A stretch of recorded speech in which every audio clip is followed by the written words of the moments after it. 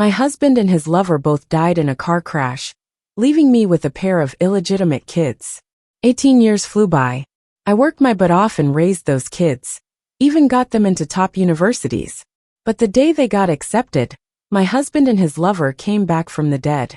His lover was all smiles, hugging my husband. Thanks to your hard work, my sons got into prestigious schools. Without you, we couldn't have enjoyed ourselves for so long out there. Later, my husband asked for a divorce to marry his lover, planning to reunite their family of 4. I didn't cry or make a scene. I just smiled. All right. Mom, we got in. I was in the kitchen making dinner when my 2 sons started yelling loud from the study. Mom, both me and my brother got into top universities. They ran out and grabbed me in a big hug. I looked up at my sons taller than me with pride. You both are amazing, truly a mother's pride. My husband had been gone for many years. As a single mom, I took care of these 2 kids alone for 18 years. Seeing them get into top universities now, you can imagine how thrilled I was. Years ago, my husband and his lover Carrie both died, leaving behind a pair of twins. Against everyone's advice, I insisted on raising Nathan and Carrie's illegitimate kids. Time flew by, and the 2 children grew up. With all my efforts, they got into prestigious universities. Now they've achieved so much, and I couldn't be happier. Mom, thanks for raising us all these years. Yeah, Mom, without your guidance, we wouldn't be who we are now. My 2 sons were always grateful and knew how tough it was for me to raise them. They promised to take good care of me once they got good jobs after graduating. Seeing their gratitude, I remembered their birthday was coming up. Each year I'd rent a private room for their birthday at a hotel. This time, why not combine it with a celebration for getting into college? I booked a banquet hall at the best restaurant in town. At the same time, I shared the good news about my sons in the family group chat. Once I sent the message, the chat instantly blew up with comments. Jason and Henry are really impressive. If Nathan knew how well his sons are doing, he'd rest easy. I glanced over the messages, and then sent out the banquet hall details. After getting that done, I turned off my phone notifications, just waiting for the birthday celebration to arrive. The celebration was set for 10 a.m., 2 days later.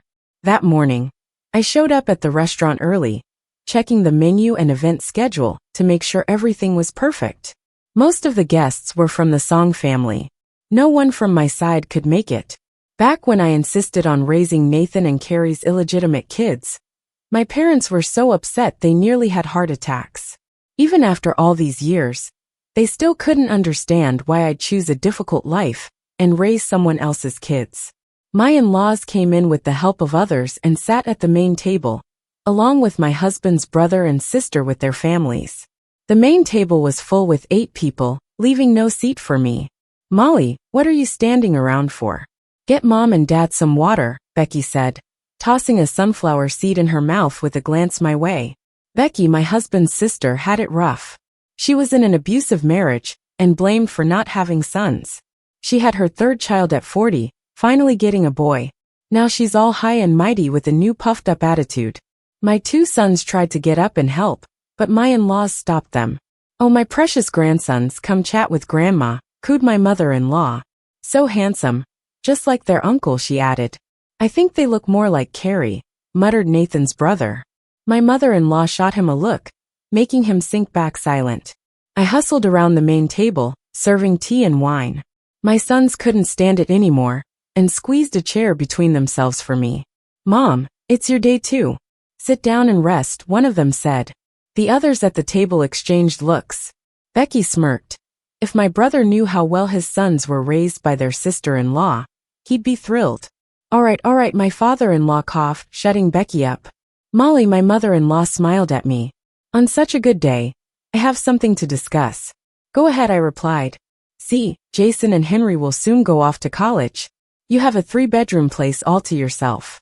Once they start school, your dad and I could move in. I could help cook while you work. So that's what she wanted, the house. My parents gave me the down payment. It was supposed to be in Nathan's name. But not long after we married, Nathan had a car accident with his lover, taking them both. I only saw him again as ashes. My parents, seeing my struggles, help with the mortgage, so it's just my name on the deed. Now that the kids are grown, they're eyeing my house. Mom, it's not that I don't want you to stay, but Jason and Henry plan to study abroad. I've sold the house to move to a one-bedroom place, using the rest for their tuition. My father-in-law turned pale, slamming the table. Your family? How could you decide something that big without discussing it with us? I'm just doing what's best for Nathan's kids, I replied. What about the money from the sale? Give it to your mom to save for you. We can't trust your spending with your habits. Usually, when I say I'm doing it for the kids, they can't really argue. But today, my in-laws were acting strangely, like I was useless now that their son had gotten into college. I thought of this and calmly said, I've already entrusted the money to a lawyer for a growth fund. Every month, Jason and Henry will each get $10,000 until they're 40. Hearing this, my father-in-law relaxed his tense brow. At least you've got some sense, saving money for my grandsons. Don't bother buying a house, just rent one. No need to waste money. While they were still going on and on, the restaurant manager handed me a microphone. Today is the birthday and college entrance party for the two young men. As their mother, maybe you could say a few words, share some parenting wisdom. I took the mic. Thanks everyone for coming to Henry and Jason's grad party today. My two sons got into prestigious universities this year, but their biological parents aren't here. What's up with that? Halfway through my speech, I was interrupted. A man and a woman walked in hand. I looked up, and even after 18 years, I recognized one as my long-deceased husband, Nathan, and the other as his sweetheart, Carrie. The room erupted in shock and whispers. My in-laws, seeing their son back from the dead, weren't thrilled.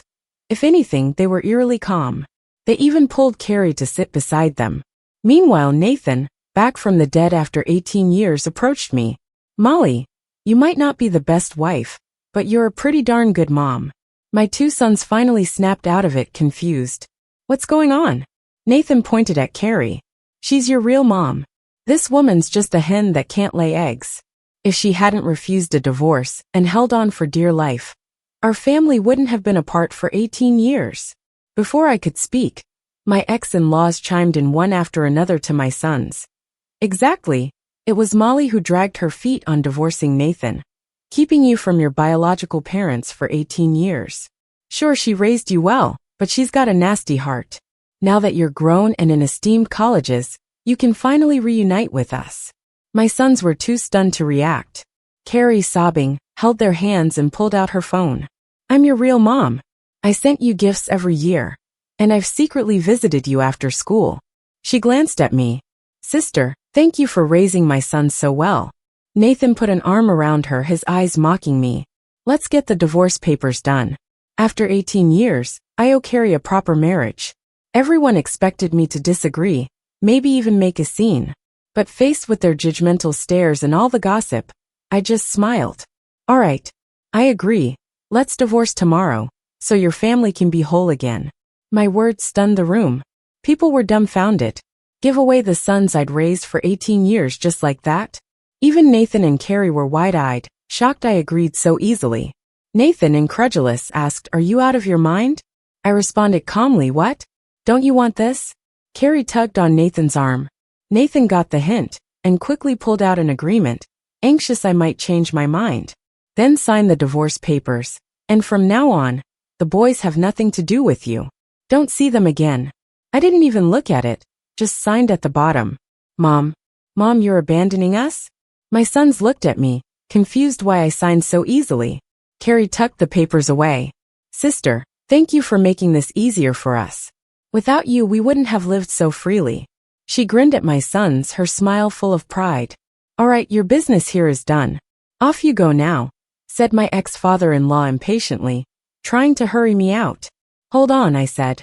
Now that the papers are signed, it's time you knew the truth. What do you mean? Carrie was puzzled. I exhaled deeply.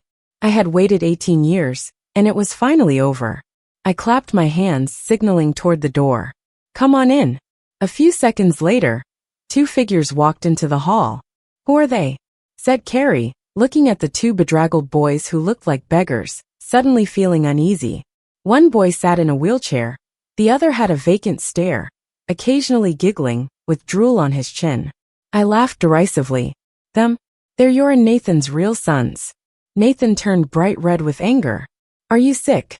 Bringing beggars to disgust me? I didn't argue and beckoned the two boys over. Don't they look an awful lot like Carrie? They say sons take after their mothers. The ragged boys had dirt-covered faces, but you could see their resemblance to Carrie if you looked closely. Carrie panicked, but tried to maintain her composure. Molly, what are you doing?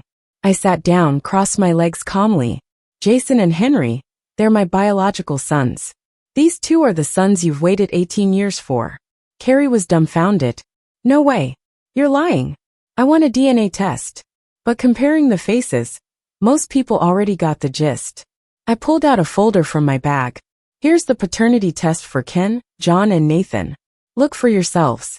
I tossed the papers onto the table, and Carrie frantically grabbed them, flipping through each page. When she reached the final results, her knees buckled. No way, you're definitely faking it. You're desperate to have a son. You even forged a paternity test. I pointed at my temple. Come on, use your brain. It's got the notarized stamp on it.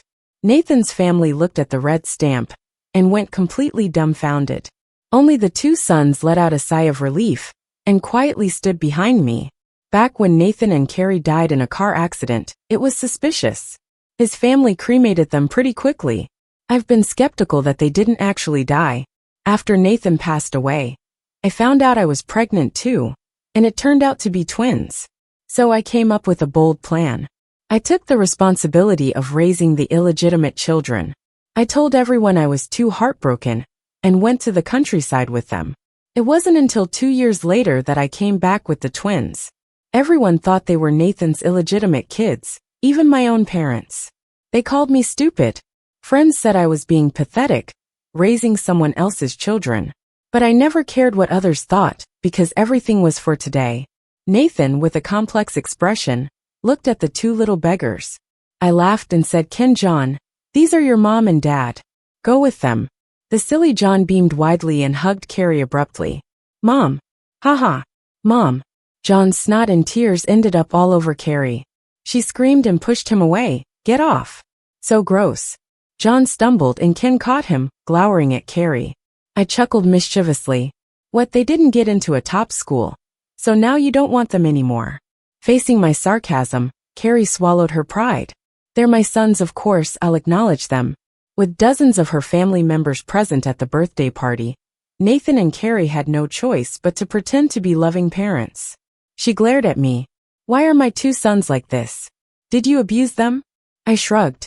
Who knows if it's you or Nathan with a flaw, which led to their congenital diseases. I had to raise myself. You guys abandoned them, so I could only send them to the orphanage. Carrie pointed at me, her face flushed red. She couldn't say another word. Nathan and Carrie had to swallow their pride and take the kids away in front of everyone, humiliated. After Nathan left, the birthday party ended on a sour note. The in-laws cried their eyes out, unable to believe the two grandsons who got into top universities weren't Nathan and Carrie's. Actually, a week before the birthday party, when I visited Nathan's parents, I overheard them talking at the door, mentioning words like birthday, intimidating Molly, acknowledging their sons, and reuniting. It didn't take much to figure out their plan. So I went with the flow and brought Ken and John in. Since they wanted a family reunion, I had to make it happen. After all these years, I wanted to settle the score with the Song family, along with all the grievances I had endured. After selling the house, I bought a new one, right across from Carrie's. Chatting with neighbors, I found out Nathan and Carrie had been living there for 18 years as a model couple. But now they acted like enemies. With the apartment's bad soundproofing, I could hear their fights every day. Nathan, if it wasn't for your stupid idea, we wouldn't be in this mess. Both kids are disabled, how will we get through life? It's you who can't do it, don't blame me. Me? I can't do it? Then how come Jason and Henry are perfectly healthy? You could hear the belt hitting sounds again. I knew John was getting beaten. He was intellectually challenged, often messing things up. Since moving in, I had heard their abuse toward him almost daily. One day, I happened to encounter Ken in the community. He was pushing a wheelchair to buy groceries, his face bruised, looking pitiful. The exit had a long slope that he struggled with. He kept slipping back due to lack of strength. I stepped forward, grabbed the wheelchair handles, and gave it a push up the slope. Ken turned around, saw it was me, and muttered a thank you. Want me to call the cops? I asked. Calling the cops won't help. They'll just beat us harder, Ken said with a squint, holding hatred in his tone. Yeah, sometimes the internet is more useful than the police, I said nonchalantly. Ken stopped abruptly. When he looked up again, his eyes cleared. He's smart, and I knew he'd get it. I had a good relationship with Nathan's distant cousin. One day, we went out for lunch.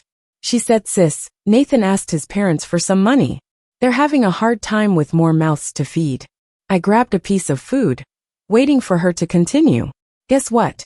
His parents scolded him, saying Carrie has health issues that caused the disabled kids.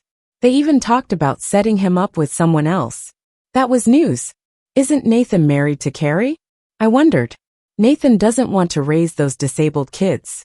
He's been thinking about divorce, she replied. And the girl? I asked. She leaned in, his parents' relative. A housekeeper. She's supposed to go to Nathan's as a nanny. Nanny schnanny, she's there to have a kid. I heard Nathan's parents say as soon as she has a baby boy, they'll divorce Carrie right away. She laughed at the absurdity, and I chuckled, knowing Nathan wasn't in for an easy life. The nanny fits well into their plans. The babysitter arrived fast. After just 3 days, I saw a clean-cut woman entering Carrie's house. Although Carrie didn't like it, she stayed quiet since her future mother-in-law paid for the help. When the pretty nanny arrived, Nathan was instantly annoyed with Carrie. You hang around the house all day doing nothing. Why don't you get a job? What? I was your lover, bore you 2 sons. And now you're ditching me? Carrie's sharp voice echoed through the whole unit. Don't bring up the boys. Nathan retorted. You've got issues, and so do they because of you. You're full of crap. You bastard. Scumbag. A few seconds later, the sound of clattering pots and pans from the apartment next door nearly formed a symphony. Under the pressure of life, Carrie actually went to work. But she hadn't worked in over 20 years, and no companies would hire her. She ended up working as a dishwasher at a restaurant. Carrie took out all her frustration on Ken and John. Every day after work, the household resounded with John's cries and Ken's pleas for mercy. People in the community had seen enough, and tagged her in the group chat. Can you stop hitting your kids all the time? Are you even their real mom from 402? Yeah, it's bad enough disturbing the peace. Now you're terrifying my son. I've seen her sons, one in a wheelchair, the other has mental issues. Probably because she beat them. I've been in this neighborhood for years. How come she suddenly has 2 grown kids? Neighbors in the group chat jumped on the gossip train. I was watching the drama unfold when Carrie finally spoke up. I hit my sons, none of your business. The once poised Carrie now resembled an outspoken brawler. When Carrie worked overnight, Nathan and the nanny secretly met at home. With no regard for Ken and John, I decided to stir the pot. The next day, I installed a camera at my door. Whenever Carrie was out, Nathan and the nanny cuddled their way in and out. Neighbors would just turn a blind eye. Even neighbors who were once friendly with Carrie stopped talking to her because of her hitting the kids. The whole building knew Nathan was cheating, except for Carrie.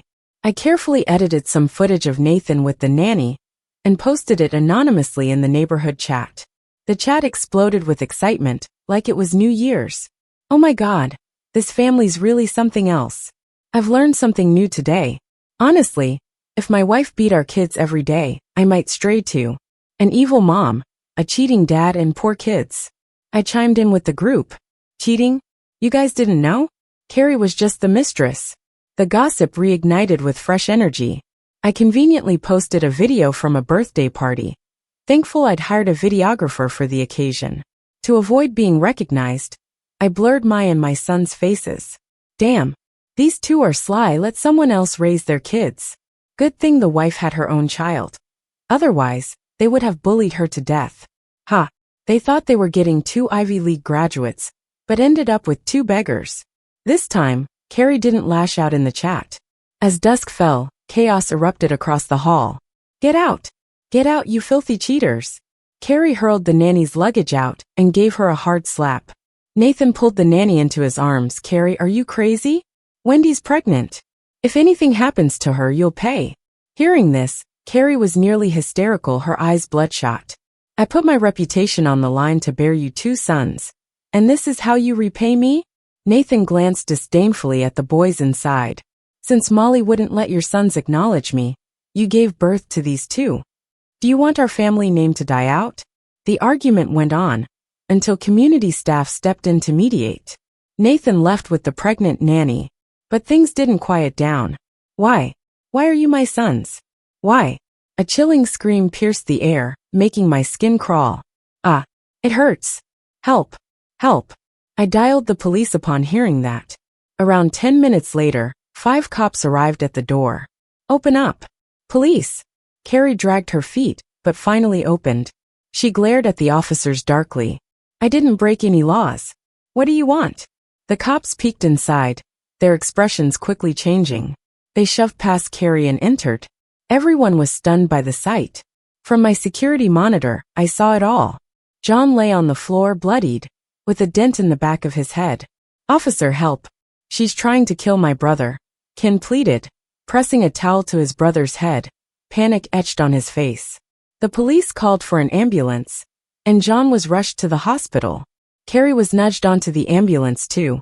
I knew since running into Ken, he'd secretly purchased a camera, but I never imagined he carried it with him everywhere, recording non-stop.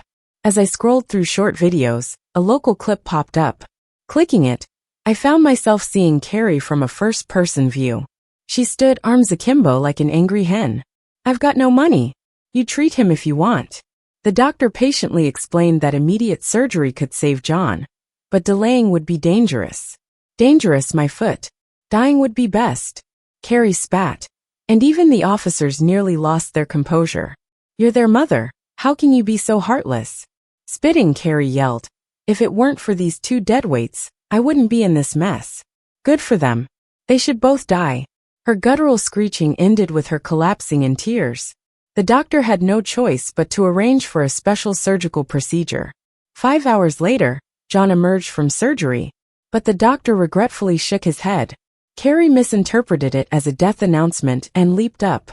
Excitedly asked, "Ha ha ha, did the cripple die?" The doctor was taken aback. He had never seen such a heartless mother before. The kid's out of danger, but with severe brain damage, he won't be able to take care of himself in the future. Carrie scowled, glaring at the doctor like it was his fault for saving John. Unexpectedly, the next day, Ken's account shot up to 100,000 followers. The short videos of Carrie hitting and cussing them went viral online, staying on the trending searches for 3 days. Each video had tens of thousands of comments. I glanced through them, and wow, people were cussing them out real bad. How are these parents not dead yet? Monsters. Don't the cops care? This ain't just family violence, it's attempted murder. Damn. If the cops don't, I will, brothers. Let's expose them. I know where Nathan works. Guys like him should be castrated. I turned off my phone and quietly leaned back on the sofa. A couple of days later, I saw online that folks found Nathan's company. A bunch of people beat him up till his face was bruised. His boss even fired him on camera. For a middle-aged guy, being fired makes finding a new job tough. Plus, now he's a notorious figure online. Nathan quickly retreated back to his hometown. That day, the apartment next door was unexpectedly quiet. A few days later, I masked up to head to work and bumped into Carrie coming down the stairs. She was in a hurry, wearing a wide-brimmed hat and a black mask. Curiosity got the best of me, and I followed her. She walked into a plastic surgery clinic. Coincidentally, I worked there.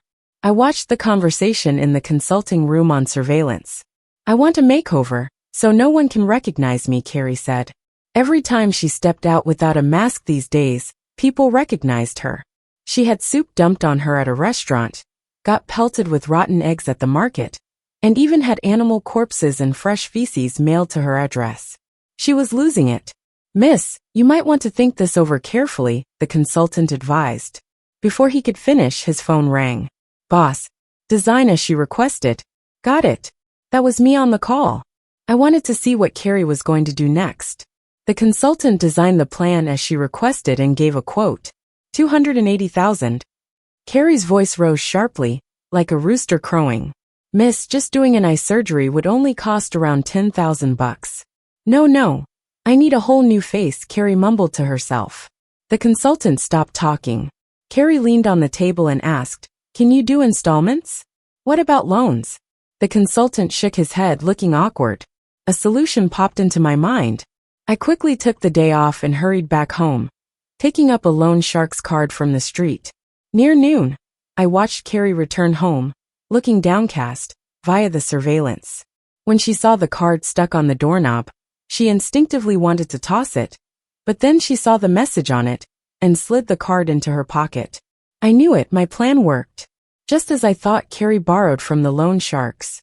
In a flash, she was getting surgery, double eyelid surgery, nose job, fillers, even a lip enhancement. Not long after, she moved out with Ken and John. Carrie thought she could start over with a new look. But what she didn't know was that the loan shark's card I picked for her had the highest interest and connections to some dangerous folks. With the high interest, it wasn't long before debt collectors came knocking. But the place was already empty. I opened the door to the sound of loud banging. "They moved out," I said. The burly guy in charge asked, "Do you know where she went?" "I don't know, but I do have her man's family address." I gave them Nathan's parents' address. I despised Carrie, but I despised Nathan more. A few days later, Nathan's parents asked to meet with me, bringing Nathan. The three of them greeted me with forced smiles and booked a private dining room. "Molly, it's been a while. We missed you," they said. "Cut the crap. Spit it out." I wasn't in the mood. Nathan started to get angry, but thought better of it and stayed quiet. Nathan's mom pleaded, "It's that Carrie. She borrowed from loan sharks and wouldn't repay. The debt collectors came and beat us up. They threatened to kill him if we didn't pay. We couldn't find Carrie, so..." She was crying as she spoke, checking my reaction. "Please help Nathan out. After all, he's Jason and Henry's real dad." As I stayed quiet, Nathan's eyebrows narrowed. "Molly, you better help, or I'll make a scene at the college until everyone knows. It'd be embarrassing for you too." I looked at them with pure disgust and couldn't help but laugh. "Ha ha ha ha ha. Who told you Jason and Henry are your kids?" All three of them were stunned. Nathan asked, "What do you mean?" "Oh, I forgot to mention at the birthday party. They're from a sperm bank. I had them through IVF.